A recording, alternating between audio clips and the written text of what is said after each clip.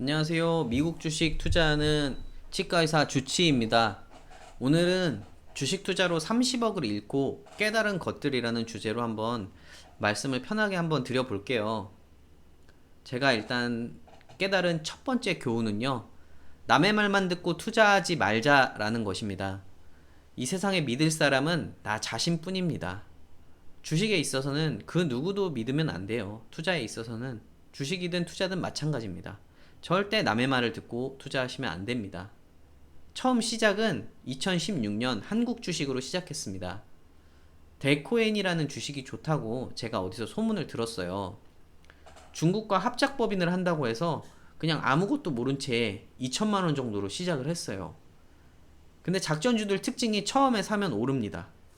처음에는 막 10%, 20% 정도 많이 오른 건 아닌데 조금 올랐었어요. 그래서 단숨에 몇백만 원을 버니까 눈이 돌아가죠. 그래서 기다리고 있었는데 뭐 언제 매도해야겠다 이런 기준도 없었어요. 그냥 학자법인 나오면 매도해야겠다 했는데 나중에 결국에는 30% 정도 손해보고 팔았습니다. 약 600만 원 정도 손해를 봤어요. 제가 팔고 나니까 그래도 거래 정지가 또 되더라고요.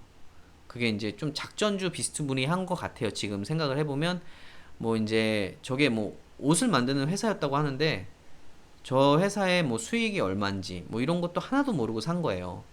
그 주식을 살 때는 꼼꼼하게 알아보고 사셔야 돼요. 꼼꼼하게 알아보고. 집은 보면은 엄청 공들여서 고르시잖아요. 보면은 지역부터 해서 여러 가지 발품도 팔아보고 햇빛 잘 드는지도 뭐 확인해보고 하시는데 주식은 그냥 남의 말만 듣고 바로 사세요. 절대 그러시면 안 됩니다. 그러다가 이제 또 친구를 만났는데 그 친구가 되게 그 주식을 하는 친구는 아닌데 경제나 이런 거에 되게 밝은 친구였어요. 뉴스도 많이 읽고. 저는 그런 거에 전혀 무지했었고요. 근데 그때 이제 또 비슷한 말을 들었는데 삼성전자가 반도체 쪽으로 아주 강해가지고 현재 한 주당 150만 원 정도 됐을 거예요. 그때 이제 50대 1로 지금은 액면 분할한 거라 지금 기준으로는 3만 원 정도예요. 지금 이렇게 빠졌어도 따블이죠, 벌써. 아직도. 그래서 그렇게 비싼데도 더 오른다고 하는 거예요. 근데 저는 이미 삼성전자는 성장이 끝났고 뭐 더 안 오를 거라고 생각을 했는데 그 친구가 확신을 하더라고요. 근데 그 친구도 삼성전자를 사진 않았습니다. 결국 삼성전자는 2021년 거의 9만 원까지도 치솟았었죠. 그때는 한 주에 뭐 150만 원, 200만 원이라는 게 너무 비싸 보였어요. 시가총액이라는 개념도 없었거든요. 그래서 그 당시에는 매수하지 않은 것을 후회했어요. 그 친구 말을 듣고 좀 살 걸. 근데 제가 데코애니로 대인 다음이기 때문에 주식 투자에 좀 이렇게 소극적이었죠. 그래서 하지만 지금은 후회는 없습니다. 그때 매수하려는 기준이 없었어요. 친구 말만 듣고 살려고 한 거였기 때문에 기준이 없었어요. 투자에 있어서 전문가는 저는 없다고 생각해요. 워렌 버핏도 종목 잘못 골라서 손해가 나기도 했었어요. 유명한 얘긴데 워렌 버핏도 이제 IT 주식을 안 사는데 하도 IT가 잘 나가니까 이 주주들이 IT 주식을 사라는 거예요. 그래서 워렌 버핏도 이제 공부를 열심히 해가지고 이제 세 가지 정도로 후보를 추렸다고 해요. IBM이랑 아마존이랑 뭐 틀릴 수도 있어요. 제가 잘 모르는 걸 수도 있는데 어디서 저도 주워들은 썰이거든요. IBM이랑 아마존이랑 구글. 아마존 구글은 지금 엄청 기라성 같은 그룹이 되었죠. 근데 IBM, 아마존, 구글 셋 중에서 이제 고르려고 했는데 아이쿠야 워렌 버핏이 IBM을 골랐습니다. IBM을 요 셋 중에서 셋 다 사지 아니면 IBM을 골라서 결국엔 투자에 실패를 하게 됩니다. 그리고 나서 한 2016년 정도일까요? 아마 그때쯤에 애플을 엄청나게 많이 삽니다. 지금도 워렌 버핏의 포트폴리오의 절반 가까이는 애플이에요. 세계 1등 주식이죠. 그것만으로도 애플은 매수하기에 충분한 기업이라고 생각해요. 일단 팬층이 엄청나게 두껍고 애플 같은 경우는 뭐 에어팟 매출만 해도 엄청나죠. 그것만 해도 거의 테슬라 매출보다 약간 적어요. 이게 엔비디아 매출보다 높은 걸로 알고 있거든요. 제가 엄청난 기업입니다. 이거 에어팟 하나로만도 저런데 애플은 뭐 사실 핸드폰 없으면 아무것도 못 하잖아요. 애플은 핸드폰도 하지 뭐 스마트워치도 하지 그런데다가 이제 그 에어팟도 있지 맥북도 있지 하니까 소프트웨어도 좋지 하드웨어 소프트웨어 다 가진 엄청난 기업입니다. 예. 그래서 자기 자신이 항상 스스로 공부하고 확신이 있는 종목과 방법으로만 투자를 해야 된다는 거예요. 제가 깨달은 게. 그리고 두 번째 교훈인데요. 변동성을 맞추려 하지 마라. 오른다고 무작정 매수하면 안 된다는 것입니다. 제가 그렇게 투자를 한 차례 실패를 하고 또 삼성전자를 샀어야 되는데 하고 있던 와중에 2017년에 또 비트코인 열풍이 붑니다. 근데 근데 비트코인이 당시에 100만 원 갔을 때부터 그때가 벌써 열풍이었거든요. 그래서 100만 원이라 그래서 저는 그때 당시 비트코인에 대해 들어보고 나서는 아 이건 완전 사기 같다 했는데 이게 뭐 매일 오르는 거예요. 그냥 친구랑 매일 얘기를 하는데 매일 올랐어요. 그때 2천 몇백만 원까지 아마 갔을 거예요. 그걸 구경만 했죠. 근데 또 제가 또 시가총액이나 이런 개념이 없기 때문에 또 비트코인이 너무 비싸 보이고 리플이 이제 3,000원 정도 했어요. 그래서 리플이 너무 싸 보였죠. 근데 리플은 이번 상승장에도 제가 산 그 평균 단가인 3,000원을 넘지 못했습니다. 리플을 이제 3,000원에 3천만 원 가량 샀는데 2017년 그때 고점 찍고 비트코인 2천 몇백만 원 찍고 비트코인이 계속 내려가는 거예요. 왜 내려가는지도 몰랐어요. 지금은 알죠. 금리 인상하고 그러니까 당연히 내려갈 수밖에 없죠. 달러가 강해지는데 달러 쪽으로 자산이 몰릴 수밖에 없는데 그래서 계속 폭락을 하다가 2018년쯤에 마이너스 이제 300만 원에 매도했어요. 그 총 다 해서 300원쯤에 매도를 했던 것 같아요. 리플 한 주에 300원 해서 마이너스 90%를 맞았죠. 그래서 2018년 19년에는 이제 주식을 쉬었죠. 제가 노동소득으로 열심히 돈을 모으고요. 2019년에는 이제 한국 주식을 뭐 조금씩 단타를 했는데 다행히 크게 잃지도 않고 뭐 또이또이 했어요.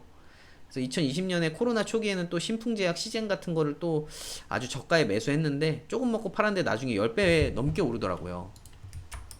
근데 하지만 지금 후회하지 않아요. 소액으로 했기도 했었는데 그때로 돌아가도 아마 저는 이제는 매수하지 않을 것 같아요. 확신이 없기 때문에 10년, 20년을 봤을 때는 확신이 없는 기업들이잖아요. 작전주에 가깝기 때문에 저런 주식은 이제 저는 매수하지 않습니다.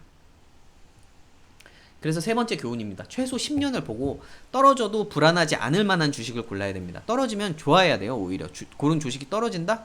저가 매수할 수 있는 기회네? 이렇게 생각될 수 있는 주식을 골라야 돼요.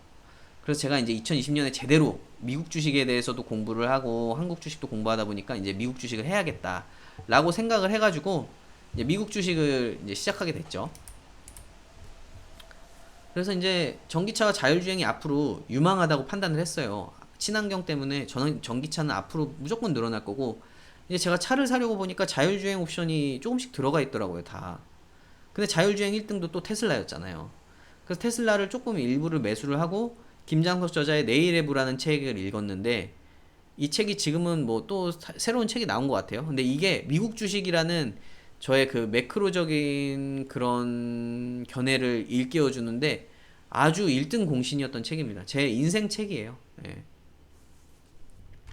뭐 전기차는 그래서 좋을 수밖에 없죠. 지금처럼 특히나 기름값이 오르면 전기차한테는 좋을 수밖에 없고 환경 문제 때문에 앞으로 전기차로 다 바뀔 수밖에 없어요. 기름값 한 달에 50만 원 나오던 게 지금 제가 테슬라를 타고 있거든요. 모델 3를. 그거를 탄 이후로 한 달에 5만 원도 나오지가 않습니다. 정말 미쳤죠. 예, 제가 장거리 출퇴근을 하기 때문에 100km 정도 출퇴근을 하고 있거든요. 하루에. 막 그 편도 50km, 왕복 100km 정도 돼요. 그래서 기름값이 한 달에 거의 50만 원 가까이 나왔는데 테슬라를 탄 이후로는 5만 원도 나오지 않습니다. 그리고 하이패스에서도 절반 할인, 반값 할인되고 공영주차장도 또 50% 할인이 되기 때문에 너무 좋습니다. 그래서 또 김정석 저자 네이레브에서는 어떤 주식을 사야 되는지까지도 알려줘요. 종목까지도. 종목은 세계 1등 주식입니다. 현재는 애플이죠. 근데 세계 1등이라는 것 자체로 너무나 믿음직해요. 사실. 거의 오를 수밖에 없다 생각해요. 1등 주식만 1등이 바뀌면 계속 그 주식만 사는 것도. 삼성전자도 지금 생각해보면 계속해서 한국 주식이 1등이었기 때문에 매수하려는 기준이 이제 분명한 주식이죠, 사실. 그래서 시가총액 개념부터 이제 미국 주식의 메커니즘을 그때 알게 되었어요. 그래서 네 번째 교훈은 레버리지를 조심하자는 거예요. 웬만하면 안 쓰는 것이 나아요, 사실. 그냥 차곡차곡 장기로 가서 복리로 쌓아 올리면 충분히 시작은 미약해도 크게 됩니다. 제가 경험을 해봐서 그래요. 2020년, 2021년 상승장만 잘 만나면 시드가 좀 작더라도 엄청나게 시드를 늘릴 수 있어요. 그 상승장을 한 번만 잘 이제 타게 되면 수익이 엄청나게 나게 됩니다. 인생에 세 번의 기회가 큰 기회가 세 번 온다 그러잖아요. 저는 한 번을 잡았었는데 제 실수로 놓쳐버리게 됩니다. 그래서 이제 상승장은 언제 오냐? 연준이 이제 시장에 돈을 풀었다 조였다 하면서 유동성을 조절하거든요. 근데 시장에 돈을 푸는 시기는 언제냐면 시장에 돈을 푼다는 거는 금리를 낮추고 양적 완화할 때예요. 2020년, 2021년이었죠. 그때는 거의 무조건 대세 상승장이 옵니다. 근데 그때는 어떨 때냐면 경기가 어려울 때 돈을 풀어서 부양을 하는 거예요. 디플레이션이 가장 무섭거든요. 이제 물가가 내려가게 되면 물건값이 내려가면 어떻게 돼요? 사람들이 물건을 안 삽니다.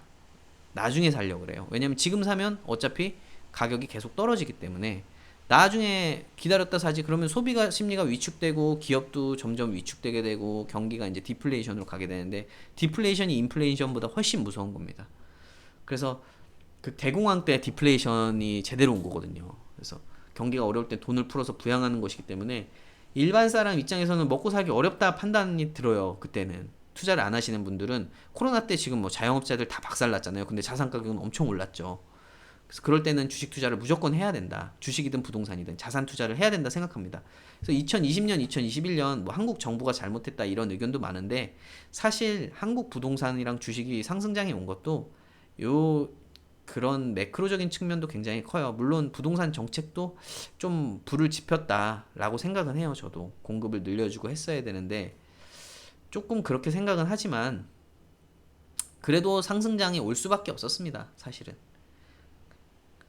그래서 모두 미국에서 어마어마한 유동성을 공급했기 때문에 벌어진 일들이고요.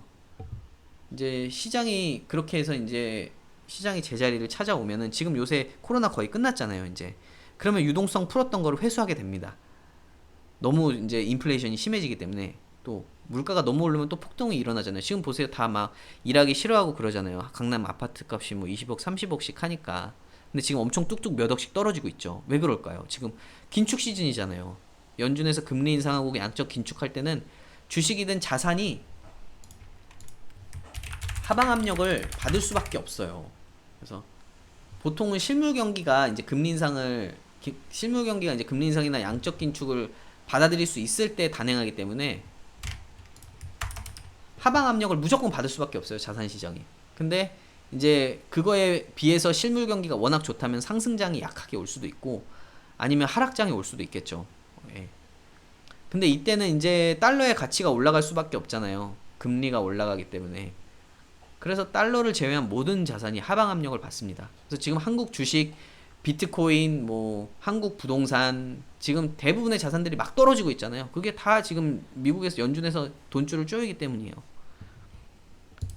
그래서 진정한 가치가 있는 자산이 아니면 전부 거품이 지금은 다 꺼집니다. 지금 이제 뭐 스펙 주식이나 아니면 꿈으로 먹고 살던 기업들, 아니면은 이제 계산기를 이제 투자자들이 엄청 현명하게 두들기기 때문에 거품이 끼었던 것들은 전부 꺼지게 되어 있어요. 또 이 시기에는 자산 가치가 떨어지기 때문에 또 일반 사람들, 투자를 안 하시는 분들은 또 먹고 살기가 힘듭니다. 네. 부동산 하나, 뭐 1주택 이렇게 있는 분들이요. 근데 무주택자들도 또 살기가 힘들잖아요. 그래서 일반 분들은 어차피 또 먹고 살기가 힘듭니다. 그래서 장기로 무조건 투자하셔야 돼요. 자산 가격이 다 떨어지기 때문에 예금 쪽으로만 몰리고 투자는 안 하려고 해요. 그럼 나중에 또 경기가 어려울 때 돈 풀어서 상승장 올 때 또 그때 이제 파티에 참여를 하지 못하겠죠. 그래서 결국 투자를 하지 않는 분들은 경기가 좋으나 나쁘나 자산 가격이 오르나 내리나 항상 힘들 수밖에 없어요. 그래서 이 사실을 제가 이제 김장섭 내일의부 책을 읽고서 매크로 이런 측면을 좀 이해를 하게 됐어요. 그래서 2020년에 레버리지를 풀로 땡겨서 제가 테슬라를 올인하게 됩니다. 그래서 2021년 말까지 약 1년 반 동안 30억이라는 돈을 제가 벌게 돼요. 굉장히 큰 돈이었죠. 근데 여기서 만족을 했어야 되는데 제가 이제 단기간에 10년을 보고 했어야 되는데 단기간에 돈을 벌려고 욕심을 과하게 부리고, 제가 2021년 11월에 테이퍼링 시작으로 이제 긴축을 알리는 신호탄이었는데도 불구하고 주식담보대출을 제가 풀로 땡겨서 테슬라를 풀매수 하게 됩니다. 목표를 100억으로 잡고요. 근데 이거는 하방에 대한 대비가 안 돼 있었어요. 설마 뭐 빠져봐야 뭐 조금 빠지고 말겠지, 얼마나 빠지겠어 했는데 미친듯이 빠졌죠. 그래서 결국에 이번에 테슬라가 하락장에 620달러까지 갔을 때 2020년, 2021년에 벌은 30억을 한 방에 날리게 됐어요. 그래서 제가 이때 너무 힘들어가지고 정신과 치료도 받고 막 이랬었거든요. 너무 힘들었어요, 정말. 한순간에 다 날리니까. 이 사실을 제가 받아들이지 못했는데 이제는 받아들이고 처음부터 차근차근 다시 2030년까지 지금 투자를 해보려고 하거든요. 그때까지 사실 100억이 목표입니다. 다시 열심히 일도 하고 주식 투자도 잘 해보고 해서 한번 100억을 한번 만들어 보려고 해요. 뭐 큰 목표인데 못 만들어도 뭐 2040년 요렇게까지, 안 되면 2050년까지 해서 한번 만들어 보려고 해요. 아직 젊은 나이니까요, 저는. 목표는 항상 크게 잡는 게 좋기 때문에. 그래서 사실 저 때는 처음 시작할 때는 2020년 처음 시작할 때는 2040년에 20년에 100억을 만드는 게 목표였어요. 시드가 1억도 안 됐었거든요. 네. 그래서 레버리지는 이렇게 중독이 될 수가 있어요. 처음에. 그 제가 어떤 생각이었냐면, 아 이게 레버리지로 처음에 성공을 하니까 이게 내가 돈만 더 있었으면 돈 더 벌 수 있었는데 돈을 이제 못 벌었다 해서 주식담보대출을 저 때 2021년 11월에 알게 된 거예요. 그걸 몰랐으면 차라리 좋았을 텐데. 그 전에는 이제 신용대출이나 여기저기 돈을 끌어서 했고요. 그래서 하락장이 오면은 이렇게 한 번에 모든 것을 날릴 수가 있어요. 레버리지를 쓰다 보면. 그래서 빠르게 부자가 되려고 하면 저처럼 미끄러질 수가 있기 때문에 장기로 최소 10년 이상 들고 있을 수 있는 종목 위주로 선택을 해야 됩니다. 아니면 세계 1등도 저는 굉장히 좋아해요. 물론 아닐 수도 있습니다. 이거는 이제 개인의 소신대로 하셔야 되고요. 그래서 주식이 오르건 내리건 수익이 날 수 있는 형태로 분산 투자를 해야 된다고 생각해요. 제가 그때 조금이라도 팔아놨다면 레버리지를 쓰는 게 아니라 지금 웃으면서 주술 수 있었겠죠. 근데 저거를 알고 있었어요. 6대4나 7대3을 해야 된다는 걸 알고 있었는데 100억이 가고 나서 하려고 그랬어요. 근데 이게 제가 크나큰 실수를 한 거죠. 그래서 주식이 오르면 주식을 팔아서 현금을 확보하고 주식이 내리면 주식을 매수하면 됩니다. 현금으로. 그래서 주식 현금 비율은 시장 상황에 따라 또는 본인의 판단에 따라 얼마든지 조절 가능하니까요. 그렇게 하시면 되고요. 다들 이제 소신껏 투자하셔가지고 다들 부자가 되셨으면 좋겠어요. 다 같이. 저는 이제 멘토가 없었어요. 제가 이렇게 오는 데까지. 지금도 물론 뭐 가진 건 많이 없지만 그래도 이제 이 지식이라는 큰 자산을 얻었다고 생각을 하거든요. 지금 많이 이제 마음도 단단해지고 저의 투자 원칙도 다 세웠기 때문에. 근데 이제 제가 처음에는 되게 막막했는데 그런 분들을 위해서 한번 영상을 만들어 봐요. 제가 한 분이라도 제 영상을 보고 도움이 되셨으면 참 좋겠다는 생각이 들어요. 네. 오늘은 여기서 마치도록 하겠고요. 다음번에도 한번 또 다른 컨텐츠 한번 만들어서 찾아뵙도록 하겠습니다. 긴 시간 들어주셔서 감사합니다.